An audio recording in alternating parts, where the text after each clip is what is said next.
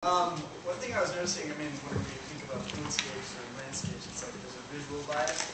And like you said, you were walking around the streets and you'd see different things. And something I noted when I recently went home before I grew up in Denver is the most notable change in the foodscape, or in this case, herbscape, I guess you'd say, is the prevalence of marijuana leaves, because it's recently been legalized, and there's a lot of new stores opening up where it's like medical marijuana everywhere, and very strange to be in your hometown, whether it be weed everywhere in the streets.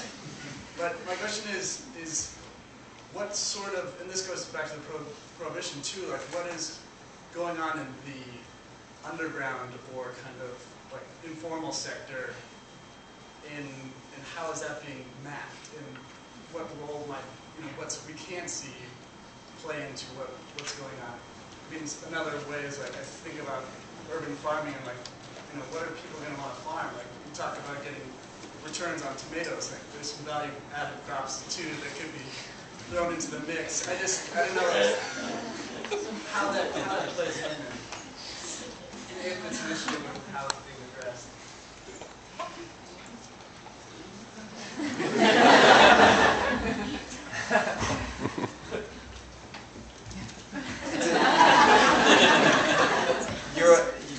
It is legal to home brew. It's not legal to home distill. So, but the equipment is very similar. So if you were to go into the Meat Hook, for instance, which is a sort of butcher store plus in Williamsburg, you could purchase basically everything but the still itself that you would need to micro distill, or to make moonshine in your kitchen. We just through word of mouth, I know that this happens throughout the city, and that would be incredibly interesting to actually map it. I think there are obvious problems with mapping something that is not wanting to be mapped,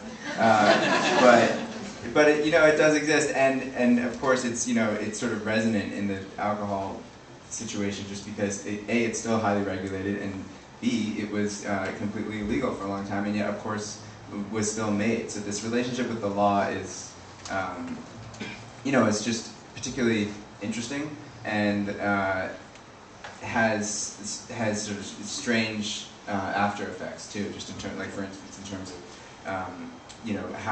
how highly regulated we are as a controlled substance, but how unregulated we are in terms of whether we might poison you. Like there's no food health regulation in terms of our product. We just need to be making sure that we are we have the proper locks on our doors, is what the feds are interested in, that we have the correct, I guess the state is most interested in making sure we're far enough away from another liquor place, or a schoolyard, or school, or a house of worship, and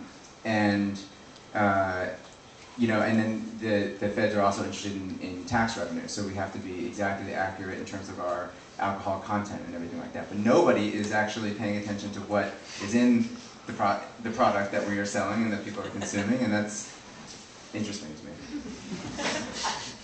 Is anyone a beekeeper here? Yes, that's fascinating.